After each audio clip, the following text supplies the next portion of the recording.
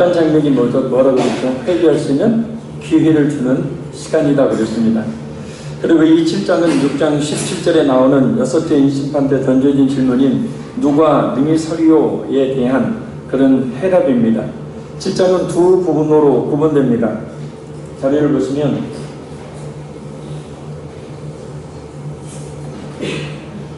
그러면 첫째 부분이 7장 1절에서 8절, 그 다음에 둘째 부분이 7장 9절에서 17절입니다. 첫째 부분의 내용은 지상에서 하나님의 인을 맞은 14만 4천 명의 등장이고 그 의미는 지상교회의 모습입니다. 그리고 특징은 전투하는 교회. 천상의 둘째 부분은 천상에서 하나님을 예비하는 큰 무리의 등장이고 천상교회의 모습, 그 다음에 승리한 교회의 모습입니다. 오늘은 이 첫째 부분인 지상교회의 모습을 14만 4천 명의 상징적인 수의 의미를 살펴보면서 우리가 그 의미를 살펴보기 원합니다. 지상교회는 현재 이 세상에 남아있는 교회를 말합니다. 곧 대한민국에 있는 교회, 미국에 있는 교회, 북한에 있는 교회 등 현재 이 세상에 존재하고 있는 그런 교회는 모두 지상교회 소속입니다. 그래서 베드로, 바울, 아우구스티누스, 루터, 칼빈, 존 오웬, 조나단, 에드워드 같은 성도들이 이제 더 이상 지상교회에 있지 않죠. 천상교회에 있습니다. 지상에서 신앙생활을 하다가 믿음의 선한 싸움을 싸우고 죽은 성도들은 지금 승리자가 되어서 천상교회에 있습니다. 자, 여러분 첫째 부분인 지상에 전투하는 교회의 모습에 대해 살펴보도록 합니다. 이 시간 리더님들에게 있어서 말씀을 깨달아 알게 하시는 성령님의 역사하심으로 큰 은혜의 시간이 되기를 간절히 소원합니다. 1절 우리 같이 다시 읽겠습니다. 이 후에 내가 내 천사가 땅 내 모퉁이에 선 것을 보니 땅의 사방의 바람을 붙잡아 바람으로 하여금 땅에나 바다에나 각종 나무에 불지 못하게 하더라. 아멘. 여기서 내 천사, 땅 내 모퉁이, 땅의 사방의 바람 등 사라는 숫자가 등장합니다. 이 사는 피조물 혹은 이 동서남북 곧 세상 전체를 상징합니다. 그리고 바람은 신구약 성경에 많이 언급되고 있듯이 하나님의 심판을 의미합니다. 그리고 바람의 대상은 바로 땅과 바다인데 그 땅과 바다에 각종 나무에 불지 못하게 합니다. 불어버리면 심판이 되어지는데 불지 못하게 하는 것은 지금 막간 장면이죠. 회개할 기회를 주고 있는 것이죠. 땅과 바다에 바람이 불면 어떻게 되죠? 다 부서지고 다 날아가 버립니다. 곧 앞으로 시행될 나팔 심판과 대접 심판의 주된 대상이 땅과 바다라는 것을 미리 예고해 주는 말씀입니다. 그런데 이 네 천사 외에 다른 천사가 나타납니다. 우리 2절 3절 같이 읽겠습니다. 또 그의 다른 천사가 살아계신 하나님의 인을 가지고 해 돋는 별부터 올라와서 땅과 바다를 해롭게 할 권세를 받은 네 천사를 하여 큰 소리로 외쳐 이르되 우리가 우리 하나님의 종들의 이마에 인치기까지 땅이나 바다나 나무들 해하지 말라 하더라. 아멘. 다른 천사가 살아계신 하나님의 인을 가지고 땅과 바다를 해롭게 할 권세를 받은 곧 심판을 집행하는 네 천사를 향해 큰 소리로 외칩니다. 우리가 우리 하나님의 종들의 이마에 인치기까지 땅이나 바다나 나무들을 해하지 말라. 그러니 이 천사의 말을 통해서 세상에 임하는 심판의 주관자가 하나님이시라는 사실을 알 수 있습니다. 그리고 심판이 제한되고 있는 것 역시 하나님의 주권에 의한 것임을 알 수 있습니다. 그래서 지금도 하나님의 심판이 행해지되 온전한 심판이 행해지지 않는 것은 바로 이와 같이 하나님께서 회개할 수 있는 기회를 주고 계시기 때문입니다. 그럼 여기서 하나님의 종들의 이마에 인을 친다라는 것은 무엇을 뜻하는 것인가? 인을 친다는 것은 도장을 찍는다라는 말입니다. 도장의 모양은 시대와 나라 그리고 사용하는 사람의 신분에 따라 다양합니다. 고대 중동에서 왕들은 왕의 문서에 도장을 찍을 때 반지 도장을 사용했습니다. 구약을 보면 바로 왕이 이 요셉을 애굽의 국무총리로 임명한 후에 자신의 그 인장 반지를 빼서 요셉의 손에 끼워줍니다. 그리고 페르시아의 아하수에로 왕이 역시 하만에게 자신의 반지를 내어줍니다. 그래서 오늘 본문에서 천사가 하나님의 종들의 이마에 인을 찍으려고 가지고 온 도장도 이런 반지 도장이었다라는 가능성을 우리가 가질 수 있습니다. 그럼 도장은 왜 찍을까? 일반적으로 세 가지 경우로 도장을 찍죠. 첫째는 소유권을 표시하기 위해서 도장을 찍습니다. 자신의 산책에 자기 이름이 새겨진 도장을 찍는 경우가 있죠. 둘째는 보호를 위해 도장을 찍습니다. 공적으로 보내는 서류나 편지 봉투에 도장을 찍는 것은 내용의 비밀을 보호하기 위한 것입니다. 도장이 찍힌 부분이 훼손된다면 봉투 속에 든 내용을 누군가 훔쳐봤다라는 의미가 되기 때문입니다. 셋째는 사실을 증명하기 위해서 도장을 찍습니다. 공적인 문서에 도장을 찍으면 이 문서가 사실임을 증명하는 역할을 합니다. 도장이 찍히지 않은 문서는 사실로 받아들여지지 않습니다. 반드시 본인의 도장이 찍힌 경우에만 사실로 확인할 수가 있습니다. 이처럼 고대와 마찬가지로 오늘날에도 도장은 사실 증명의 용도로 사용되죠. 따라서 하나님의 종들의 이마에 도장을 찍는다는 것은 곧 하나님의 소유, 하나님의 것임을 나타냅니다. 이마에 인을 찍는 것은 직접적인 배경은 에스겔 9장 4절에서 6절 말씀입니다. 여호와께서 이르시되 너는 예루살렘 성읍 중에 선행하여 그 가운데 행하는 모든 가증한 일로 말미암아 탈취하며 우는 자의 이마에 표를 그리라 하시고 그들에 대하여 내게 이르시되 너희는 그를 따라 성읍 중에 다니며 불쌍히 여기지 말며 긍휼을 베풀지 말고 쳐서 늙은 자와 젊은 자와 처녀와 어린이와 여자를 다 죽이되 이마에 표 있는 자에게는 가까이 하지 말라. 내 성소에서 시작할지니라 하시매 그들이 성전 앞에 있는 늙은 자들로부터 시작하더라. 아멘. 이 말씀의 맥은 예루살렘 심판입니다. 하나님이 그렇게 사랑하는 이스라엘 백성들이었지만 패역한 범죄를 저지르고 난 뒤에는 하나님께서 그들에게 심판을 내리시는데 하나님의 심판에 더불어 바벨론을 사용하시죠. 그래서 예루살렘을 심판하게 하실 때 이마에 표, 이 히브리어로 타우라는 이 표를 찍게 했습니다. 그래서 이 타우라는 이 표만 받은 사람이 이 표를 받은 사람만 심판을 면하게 해주겠다는 그런 말씀입니다. 그렇다면 하나님의 인을 맞은 하나님의 종들은 누구를 가리키는 것인가?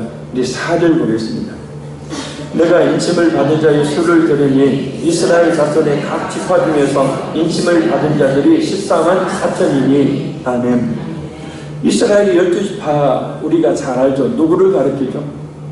이들은 문자적인 그런 의미의 이스라엘 12지파가 아니라 교회를 상징하는 상징적인 이스라엘 12지파를 말합니다. 그럼 이스라엘 12지파가 교회라는 사실을 어떻게 알 수 있을까? 요한계시록 7장에 나오는 이스라엘 12지파 14만 4천 명이 교회를 의미한다는 것은 몇 가지 근거가 있습니다. 첫째는 이 14만 4천 명을 하나님의 종들이라고 부르기 때문입니다. 계시록에서도 교회를 하나님의 종이라고 부릅니다. 1장 1절을 보면 일곱 교회를 하나님의 종들이라고 부르고 사도 요한을 향해서도 종이라고 부릅니다. 6장 9절에서 11절에 보면 교회의 순교자들을 그들의 동무 종들이라고 부릅니다. 이를 통해서 14만 4천 명이 단순히 문자적인 14만 4천 명이 아닌 교회를 가리킨다는 사실을 알 수 있습니다. 둘째, 이스라엘 12지파는 사도 요한이 계시록을 기록할 당시 더 이상 존재하지 않았기 때문에 교회를 의미합니다. 이스라엘은 솔로몬의 아들 때 여로보암이 10개 지파와 북이스라엘 그리고 르호보암이 2개 지파와 남유다를 세움으로 나누어지죠. 북쪽의 10지파는 BC 722년경에 아수르에 의해서 멸망을 당합니다. 그리고 아수르의 이주 정책으로 인해서 피가 섞여서 이스라엘 민족의 10지파는 사실상 사라져버리고 맙니다.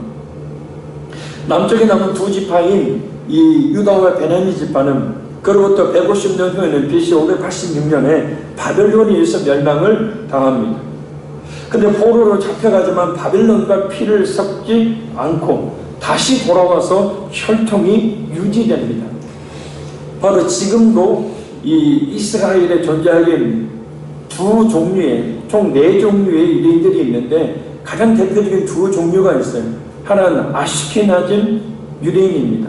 이 사람들은 지금도 검정 이 옷을 입고 말 그대로 이렇게 머리를 길게 따고 이마에 율법을 붙이고 다니고 손에 끈을 묶고 다니는 이 사람들이 일을 안 합니다. 나머지 이스라엘 사람들이 그 사람들을 먹여 살리죠. 이 세금을 엄청 내는 겁니다. 이가 아시케나즘 유대인이고 그 다음에 세파라dim 유대인, 이 개종한 유대인들, 우리가 흔히 보는 백인 그 유대인들을 말합니다. 이스라엘을 보면 백인들이 있어요. 그 사람들이 바로 뭐냐면 세파라딘 유대인들이에요. 이 북이스라엘은 완전히 피가 섞여가지고 이스라엘 10지파가 사라져버렸고 남유다 2지파만이 그 혈통을 지금까지 이어지고 있는데 그것이 바로 아슈케나즘 유대인들이에요. 그러나 이미 북쪽의 10지파는 사라졌기 때문에 12지파의 족보를 만들 수가 없었습니다. 그래서 12지파라고 말하는 것은 구약의 12지파가 말하는 이스라엘 공동체로서의 교회를 말하는 겁니다. 할렐루야. 실제 오늘 본문에 나오는 12지파 명단은 구약의 20회나 등장하는 이스라엘 12지파 명단과는 다르기 때문입니다. 본래 이스라엘 12지파는 야곱의 12아들들에게 비롯되었는데 야곱은 2명의 부인과 2명의 여종으로부터 12명의 아들들을 낳게 되죠. 첫째 부인 레아의 아들들은 르벤, 시몬, 레위, 유다, 이사갈, 스불론입니다. 둘째 부인은 라헬의 아들들은 요셉과 베냐민, 이게 남유다를 이루죠.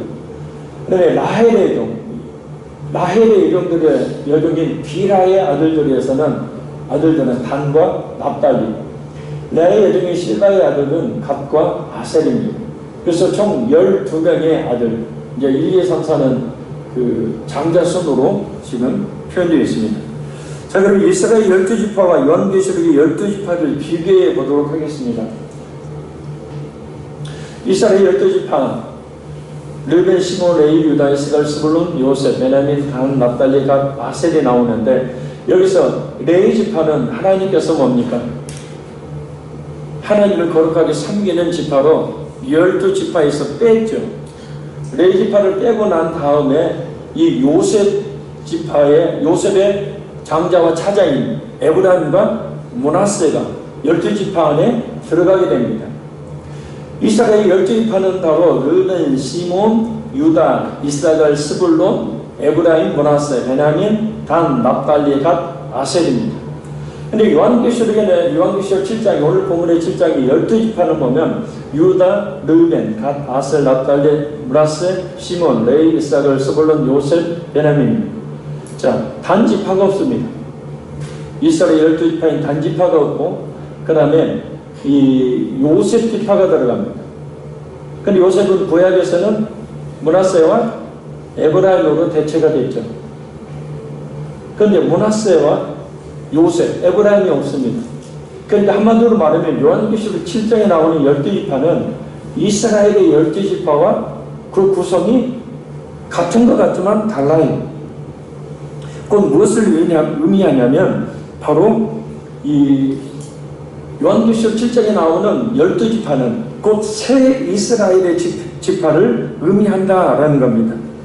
참 이스라엘의 묘사되는 교회를 의미한다는 것을 알 수 있습니다. 왜냐하면 이스라엘의 12지파를 의미한다면 분명히 똑같이 이스라엘 12지파를 썼어야 되는데 전혀 그렇지 않기 때문입니다. 넷째는 신약성경에서 교회를 새 이스라엘 혹은 참 이스라엘로 보는 것이 광범위하게 나오기 때문입니다.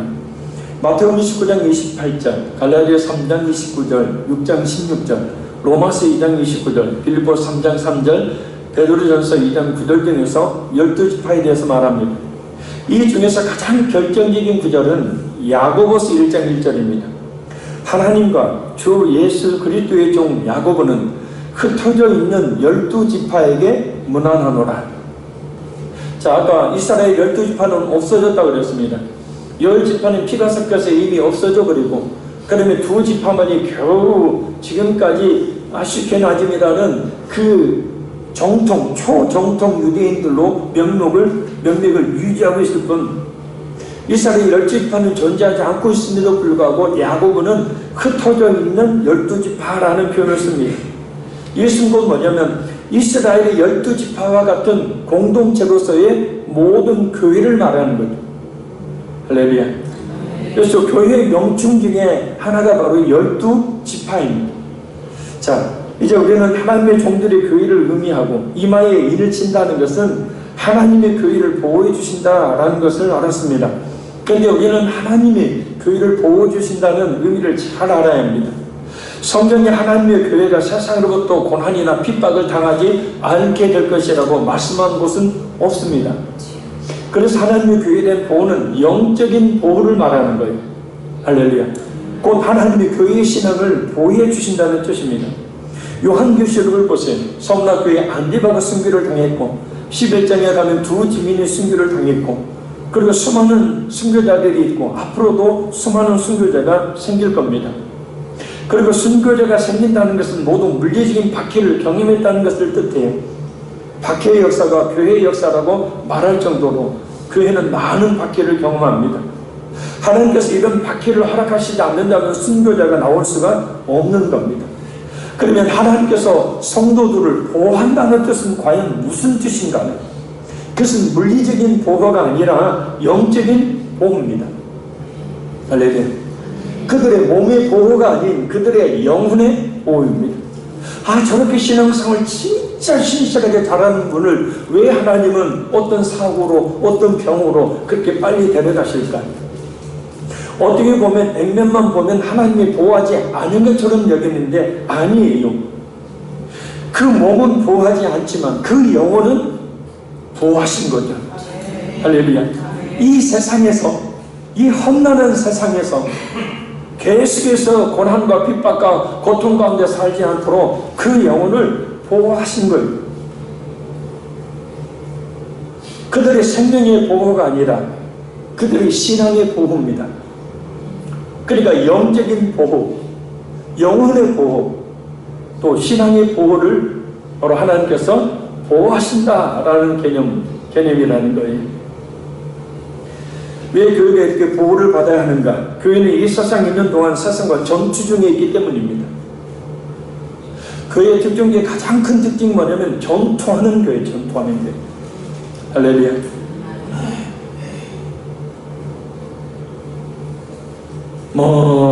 아니, 어영부영 신앙생활 하는 건 그건 참된 성도의 모습이 아니에요. 아멘. 교회는 전투하는 교회라 우리는 그리스도의 군사예요. 그냥 정신 바짝 차리고 군인인데 군인이 그냥 그 세상 말로 헬렐레 해가지고 다니면 되겠습니까?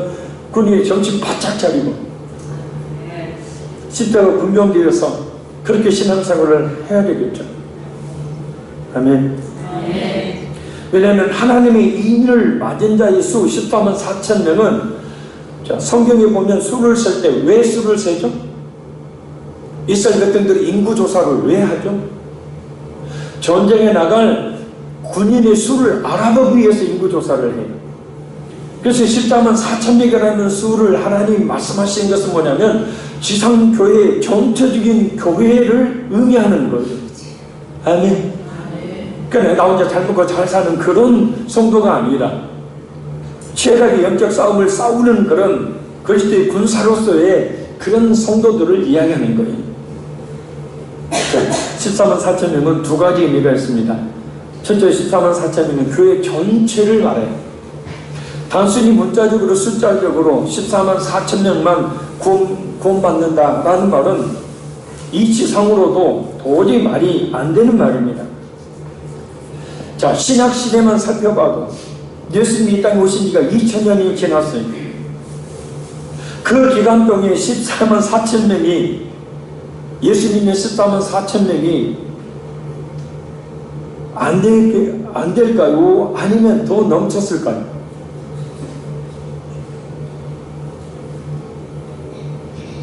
원래?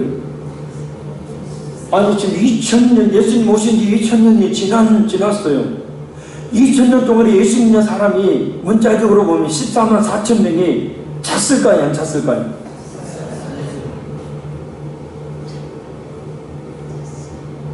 왜 그냥 찼어요? 안 찼어요?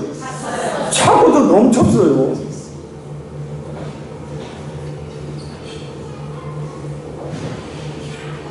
(14만 4천 명만) 구원 받는다면 우리는 구원 못 받아요. 아니 신약교회 성도들, 예수님 이후의 사람들 구원 못 받아요. 구약의 성도들도 다 구원 못 받아요. 14만 4천 명은 받는다. 그래요, 그래. 빠지시고 그래요 막 하지 말고 좀 그래서 신천지가 14만 4천 명만 구원을 받는다고 주장하는 것은 억지 주장이고 말도 되지 않는 소리입니다. 그들이 주장한 대로 14만 4천 명만 구원을 받는다면 이미 수많은 그리스도인이 있었기 때문에 그들조차도 구원 못 받아요. 우리는 더더욱도 구원 못 받고요. 자, 그래서 여기서 14만 4천 명이라는 이 숫자는 문자적인 의미가 아니고 곧 14만 4천 명만을 의미하는 것이 아니라 상징적인 숫자입니다. 자, 14만 4천 명은 12 곱하기 12 곱하기 1000입니다. 이 계산법은 유대인들의 숫자 계산법인 게마테리아 계산법에 의한 겁니다. 성경의 배경이 되는 유대인들의 숫자 계산법으로 모든 수를 해석해야지 다른 방법을 해석하는 것은 성경의 의도를 벗어난 억지 주장을 만들어내게 되기 때문입니다. 자, 이 게마테리아 계산법에 의해서 12는 하나님의 백성의 수를 말하죠. 그래서 12 곱하기 12 구약의 이스라엘 12지파로 상징되는 구약의 교회의 모든 성도들, 그리고 12는 신약의 예수님의 12제자로 대표되는 신약의 모든 예수님의 성도들, 그리고 1000은 그 수가 많다라는 거죠. 그래서 구약과 신약의 그 수를 헤아릴 수 없는 수많은 하나님의 구원을 받은 택함 받은 백성들의 수를 상징하는 것이 14만 4천 명입니다. 아멘. 그래서 14만 4천 명만 구원을 받는다는 것은 논리적으로 전혀 맞지도 않고, 그런 논리만 편다면 자신들은 전혀 구원이 이룰 수가 없는 겁니다. 뭐요, 구약에만 해도 벌써 구약의 아담 때만 해도 벌써 14만 4천 넘어버렸는데, 둘째 14만 4천 명은 교회가 군대라는 사실을 말해줍니다. 본래 이스라엘의 인구조사는 군인들의 병적 조사로 행해졌죠. 싸움에 나갈 만한 수를 계수하는 거예요. 그래서 14만 4천 명의 구약적인 배경은 민수기 1장, 그 다음에 26장입니다. 광야에서 이스라엘 백성들의 수를 계수한 것은 20세 이상의 싸움에 나갈 만한 남자들의 수, 곧 군인의 수였어요. 따라서 이스라엘 백성들의 수를 계수한다는 것은 곧 이스라엘 군대의 수를 계수한다는 거예요. 20세 이상의 남자들만 계수하는 이런 전통은 신약시대까지도 이어져서 예수님이 오병이어의 기적으로 5,000명을 먹이셨는데, 그 5,000명이라는 수는 20세 이상의 남자들만의 수입니다. 그러니 거기에 가장 많은 여인들, 아이들, 이 사람들까지 포함하면 5,000명이 아니라 최소 15,000명 아니면 2만 명 이상의 사람들이 보리떡 5개 물고기 2마리로 먹은 겁니다. 이번 인도 단기선교회 여러분들이 헌금을 해주신 헌금으로 700명의 사람들을 먹였죠.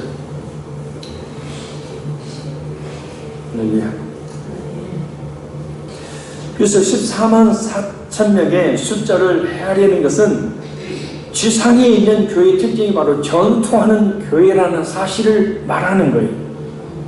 아멘. 자, 다시 정리합니다. 14만 4천은 구약의 12지파로 대변되는 구약의 교회 공동체의 상징.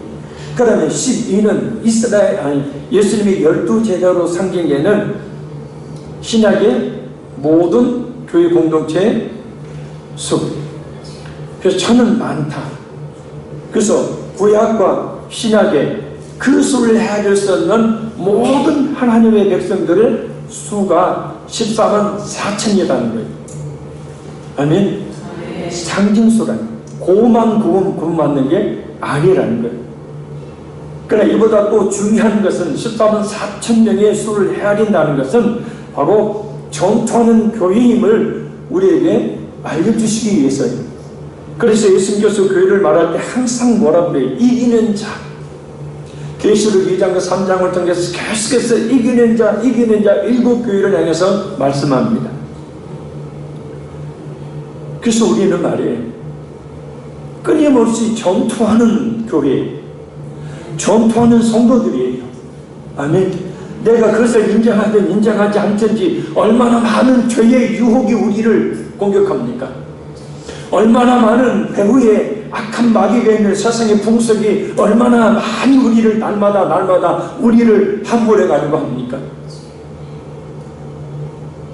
악한 마귀라는 놈이 얼마나 많이 우리의 생각을 주장해서 악한 죄악에 빠지게 만들지 않습니까? 따라서 우리는 믿음의 선한 싸움을 싸우고 있는 중이라는 사실을 잊지 말아야 합니다. 우리의 적은 우리의 안에도 있고 우리 밖에도 있어요. 그래서 우리는 우리 안의 적과 우리 밖의 적과 치열한 전투를 날마다 우리는 벌이면서 살아가고 있는 겁니다.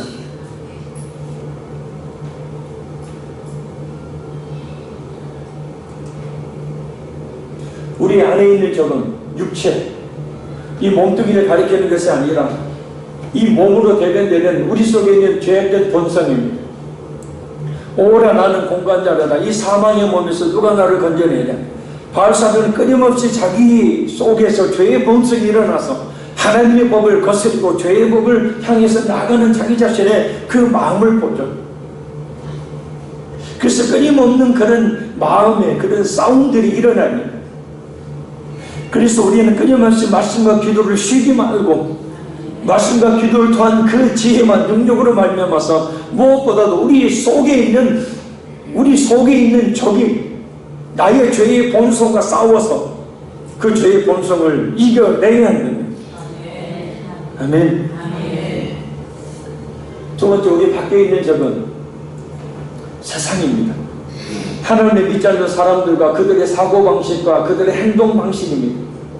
그런데 믿지 않는 사람들의 생각과 믿지 않는 사람들의 행동, 이와 같은 것들이 세상인 이와 같은 것들이 끊임없이 우리를 공격해오는 거죠. 야, 예수 믿는다고 이렇게 특별히 살아봐야 뭐 덜 볼 일 있냐? 저 적당히 교회 다녀, 적당히 신앙생활하고 미치면 그거 안 되는 거예요. 신앙이라는 것이 적당히 해야 되는 거지. 예수님 말씀하셨죠. 뜻뜻 미지근하면 내 입에서 토하여 버리리라. 자꾸 세상의 생각과 세상 믿지 않는 사람들의 생각과 믿지 않는 사람들의 행동은 자꾸 우리로 하여금 그들을 쫓게 만들어요. 나랑 놀러 가자 교회 가지 말고, 나랑 놀러 가자 기도하러 가지 말고, 뭘 그렇게 그냥 그렇게 열심히 교회 다니냐. 에베소서 2장에 그것을 세상의 풍속이라고 해요. 그러면 실제적인 지금 사탄이죠. 궁극적인 하나님과 교회의 원수죠. 그래서 하나님을 대적하게 만들고 교회를 대적하게 만듭니다. 사탄이라는 놈이 하는 짓이 그거예요. 성도로 하여금, 교인으로 하여금 하나님을 대적하게 만들고 교회를 대적하게 만드는 거예요.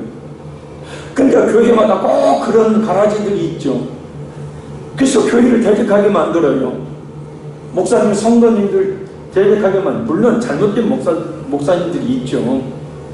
그런 경우는 분명히 바로 잡아야죠. 성도들 역시도 마찬가지고요. 그러나 바르게 목회하려고 큰 의미 없는 목회자를 대적하는 경우는 사탄이 배후에 역사하는 거예요. 그래서 교회와 하나님을 대적하게 만드는 겁니다. 그래서 우리는 말입니다.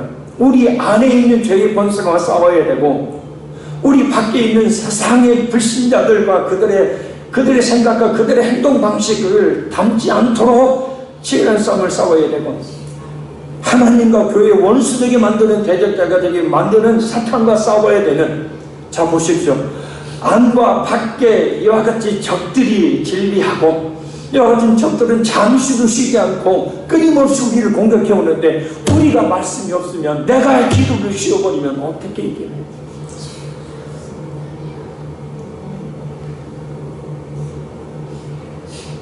지는 거예요. 그것을 믿는다 하면서도 그냥 세상적으로 살아가는 거예요. 지니까요. 적당하게 신앙생활 하는 것은 이건 진짜 하나님이 싫어하십니다. 속지 마세요. 아멘. 결론적으로 말씀드립니다.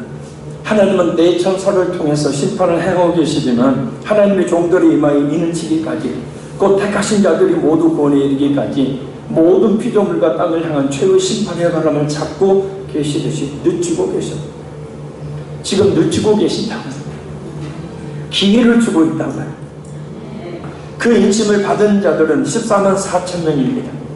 신천지와 하나님의 교회 같은 이단들의 주장처럼 숫자적으로 14만 4천 명만 구원을 받는 것이 아닙니다. 그들의 주장이 맞다면 이미 14만 4천 명은 구약시대가 신약시대가 열리기도 전에 이미 다 차버렸습니다. 그들 역시 구원의 근처에도 못 갑니다. 14만 4천 명은 구약의 하나님의 백성들 대표하는 12지파, 신약의 하나님의 백성들 대표하는 12사도에 많은 수를 의미하는 천을 곱한 수로 모든 그 수에 헤아릴 수 있는 하나님의 백성들의 수를 상징하는 겁니다. 신천지에 속지 마세요. 하나님의 교회에 속지 마세요. 꼭 이단들의 공통적인 특징이 14만 4천을 물고 늘어져서 그 숫자만 구원받고 자기 집단에 들어오면 구원받는다고 강조하기 때문입니다. 논리적으로 이성적으로 생각해 보세요. 14만 4천 명은 구원받는데 이 성경이 언제 쓰였어요? 1900년이 넘었어요. 그죠? 1900년이 넘었는데 1900년 전에 1900년 후 14만 4천 명이 없어요? 예수 믿는 사람은? 아니잖아요. 전혀 논리적으로 맞지를 않는 거예요. 그런데도 그런 사람들, 속는 사람이 있어요. 일어나니까. 박액이 사로잡히면 목사고 장로고 권사고 필요 없습니다. 마음을 빼앗겨버리면 헛된 속삭임에 넘어가니까. 이 14만 4천 명의 수에 들어있는 것 같습니까? 곧 구원의 확신이 있습니까? 없다면 하나님께서 심판을 행하는 내 천사로 하여금 심판의 독인 바람을 잡아 최후의 심판을 늦추고 있는 것이 믿을 기회를 주고 있는 것이듯이 부디 이 기회를 놓치지 말아야 합니다. 예수는 우리 자신 하나님으로, 예수는 우리 자신의 구원자로 확실하고 진실되게 믿음으로 알면서 하나님의 백성이 되어야 합니다. 기억하세요. 우리는 안과 밖의 적들과 오늘도 싸워야 된다는 것. 말씀과 기도를 통해서 그 적들과 싸워 승리하는, 아니 예수님이 이기셨으니 내가 세상을 이겼으니 너희도 이길 것이라는 주의 말씀을 기억하십시오. 우리는 이깁니다. 그러나 싸워야 될 대상은 우리 자신이니 그 사실을 잊지 말고 자기 자신을 게으름에 나태함에 세상 속에 방임하지 마시고 오늘도 정신 차린 그리스도의 군사처럼 정신 바짝 차리고 말씀과 기도에 열심을 내는 우리 모두가 되기를 바랍니다. 기도하겠습니다. 살아계신 아버지 하나님, 14만 4천의 수가 무엇을 의미하는지 살펴보았습니다. 주님, 그 14만 4천의 수에 우리가 들어있는지, 신구에게 모든 하나님의 백성들의 수에 우리 자신이 들어있는지 다시 한번 확실히 우리 자신을 돌아보게 도와주시고, 하나님께서 그 심판의 바람을 잡아 최고의 심판을 지추고 계시는 지금 이 때를, 이 기회들을 놓치지 않게 하시고, 예수는 우리 자신 하나님으로 우리 자신의 구원자로 확실하고 진실되게 믿음으로 14만 4천 명의 수에 드는 진정한 하나님의 백성이 되는 은혜가 있게 도우시기를 간절히 원합니다. 우리 속에 죄의 본성과의 끊임없는 싸움, 세상과의 끊임없는 싸움, 하나님과 교회를 대적하게 만드는 악한 마귀와의 끊임없는 싸움에서 승리할 수 있도록 말씀과 기도에 게으름이 없게 하시고 정신 바짝 차리고 그리스도의 군사로 살아갈 수 있는 우리 모든 성도들에게 함께하여 주옵소서. 그래서 이기는 자가 되어서 우리 주님께서 기뻐 맞이하시는 우리 모든 성도들에게 함께하여 주옵소서.